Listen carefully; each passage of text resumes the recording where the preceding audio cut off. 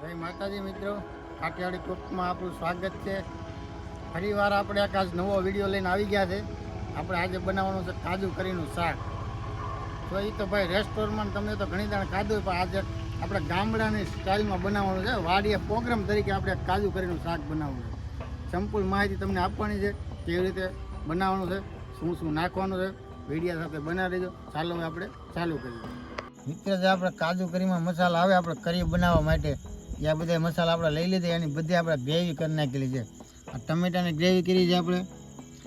આપણે ડુંગળી લીધી છે, આપણા લસણ લીધું છે, ને આપણા મરચાં લીધા છે, ને આદુની આપણે ગ્રેવી કરી નાખીએ.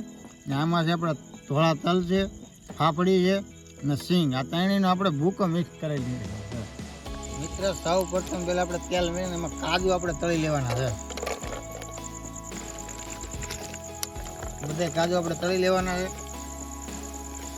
સરખી રીતે આપણે હલાવીને એકદમ તળી લેવાના છે અને કાજુને. મિત્ર, આપણે આવા કાજુ છે ગોલ્ડન કલરના, એટલે આપણે આને બધે કાઢી લેવાના છે. એકદમ કમ્પ્લીટ કાજુ આપણે તળાઈ ગયા છે. મિત્ર, આપણે તવીમાં આપણે તેલ નાખવાનું છે. તેલ આવે એટલે આપણે રાઈ જીરું તાંબર પત્રથી વઘાર મારી લેવાનો છે. તેલ આવી ગયું છે, આપણે રાઈ જીરું નાખી દેવાનું છે. હવે એમાં તાંબર પત્ર નાખી દેવાનું છે.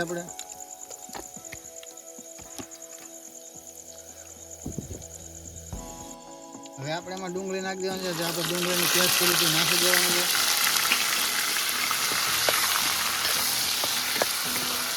થોડીક વાર આપણે ડુંગળીને સડવા દેવાની છે. જે આ પેસ્ટ કરી છે ને આપણે તેલમાં થોડીક વાર આપણે સડવા દેવાની છે.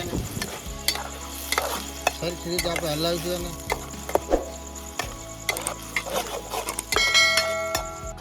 હવે આપણે થોડીક વાર ડુંગળી સડે એટલે આદુ, મરચાં અને આપણા લસણ નાખી દેવાનું છે એમાં. હવે એને આપણે હલાવવાનું છે. સરખી રીતે બધા મસાલા મિક્સ કરી નાખવાના છે.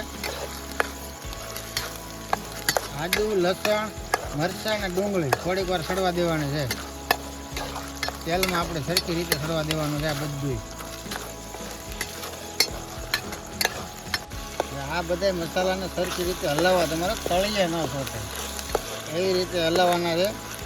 ને આ તો વાલા આપણે ગામડાની મોજ છે. ગામડા એવી મજા ન આવે. ભલે તમે ધાબામાં ખાતા હોય, રેસ્ટોરન્ટમાં ખાતા હોય, એકવાર તમે ગામડે બનાવીને તો ખાઓ. આ ડુંગળીની પેસ્ટ કરી દઈએ એટલે આપણે એમાં ટમેટા નાખી દેવાનું. ટમેટાની પેસ્ટ કરી દઈએ ને એ આપણે નાખી દેવાનું છે. આ બધા મસાલાને સરખી રીતે આપણે હલાવી નાખવાના છે. તેલમાં આપણે સરકાને સડેવાના છે. બધા મસાલાને મિક્સ કરી નાખવાના છે સરખી રીતે. હવે આપણે આ જે ગ્રેવી સડી જાય એમાં હળદર નાખી દેવાનું છે. આપણે બસ ધાણા જીરું નાખી દેવાનું છે. થોડુંક મીઠું નાખી દેવાનું છે. સ્વાદ પ્રમાણે નાખવાનું છે તમારે. થોડીક હિંગ નાખી દેવાની છે. થોડીક આમાં આપણે મરચું નાખી દેવાનું છે. આ બધા મસાલા સ્વાદ પ્રમાણે નાખવાનો છે. ને સ્પેશિયલ આપણે કાજુ કરીનો મસાલો લાવ્યા હતા એ આપણે એડ કરી દેવાનો છે આમાં બધો. હવે આ બધા મસાલાને સરખી રીતે હલાવી નાખવાના છે, મિક્સ કરી નાખવાના છે.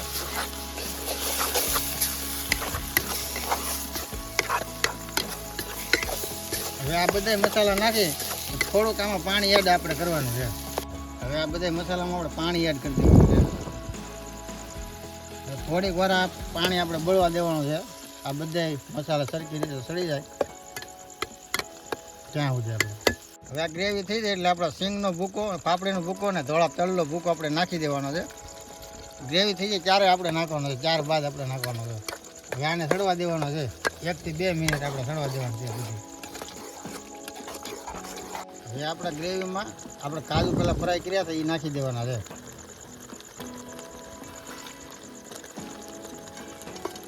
હવે આને 2 થી 3 મિનિટ આપણે સડવા દેવાનું છે કાજુ.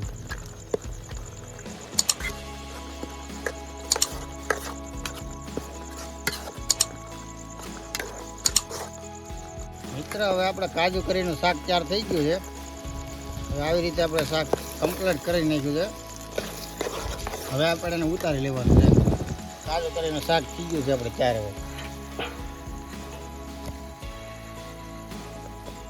હવે આપણે શાક ઉતારી એમાં આપણે ધનિયા નાખી દેવાના છે. મિત્ર હવે કાજુ કરીને આપણે ટેસ્ટ લઈ લઈએ.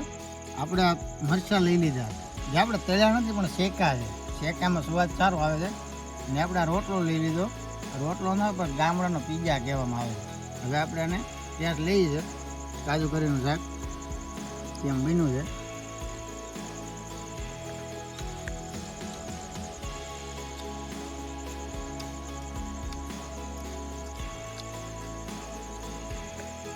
બની ગયું મિત્રો.